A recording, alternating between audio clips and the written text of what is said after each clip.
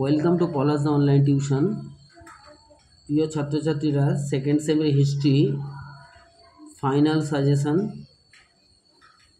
প্রথমে কোশ্চেনের প্যাটার্ন হচ্ছে দুটো 20 নম্বরের পড়বে, 4টে দেওয়া থাকবে।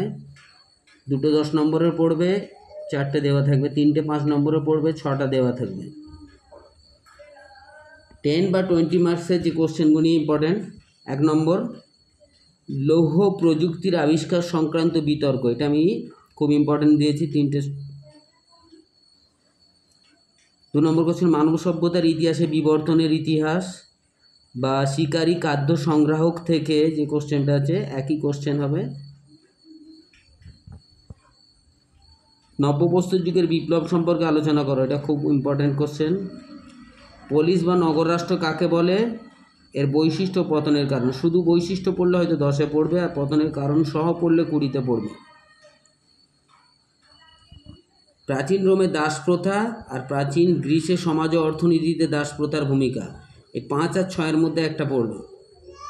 প্রাচীন প্রস্তর যুগের বৈশিষ্ট্য, প্রাচীন প্রস্তর যুগের বৈশিষ্ট্য, আর এটা রয়েছে 7 নম্বরের কোশ্চেন। প্রাচীন প্রস্তর যুগের বৈশিষ্ট্য আর নব্যপ্রস্তর যুগের বিপ্লব, এই দুটোর মধ্যে একটা পড়তে পারে। গ্রিক নাটকের বিকাশ দ্বারা, অর্থাৎ ট্র্যাজেডি নাটকের বলতে পারে। থুকিডিডিসকে বৈজ্ঞানিক ইতিহাসের চর্চার জনক বলা হয় কেন, এটাও ইম্পর্টেন্ট কোশ্চেন। প্রাচীন রোমের কৃষি অর্থনীতি, প্রাচীন চীনের সাং শাসনের রাজনৈতিক ও সামাজিক ইতিহাস, স্পার্টার সংবিধান শাসন ব্যবস্থার বৈশিষ্ট্য, এটাও স্টার মার্কস। অর্থাৎ 10 বা 20 মার্কসে এই কোশ্চেনগুলি।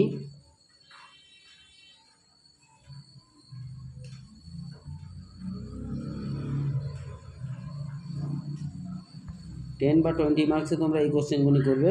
এর মধ্যে থেকে আবার 5 মার্কসে চলে আসতে পারে কোনো কোশ্চেন, সেটা তোমরা একটু সেই অনুযায়ী ম্যানেজ করে লিখতে হবে। এবার দেখো 5 মার্কসের কোশ্চেনের সাজেশান। 5 মার্কসের কোশ্চেন হচ্ছে এটা। 1 নম্বর, পশুপালন ও যাযাবর বৃত্তি, ভিত্তি নয় বৃত্তি। নিম্ন পুরা যুগ, আর একটা রয়েছে উচ্চ পুরা যুগ। মধ্যপ্রস্তর যুগ, হেরোডোটাসের অবদান, প্রাচীন রোমের ব্যবসা বাণিজ্য, মিশরের রাষ্ট্র ব্যবস্থা, অর্থনীতি ও দেবদেবী, এর মধ্যে একটা পড়বেই। মিশরের স্থাপত্য, সোলনের সংস্কার, আর স্পার্টার সমাজের শ্রেণীবিভাগ, হেলডদের অবদান।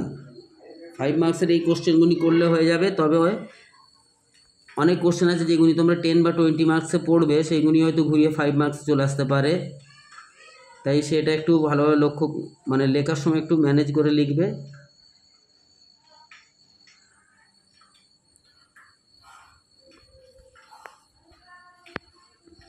কারোর পিডিএফ যদি দরকার হয়, পিডিএফ দরকার হলে কমেন্টে জানাবে।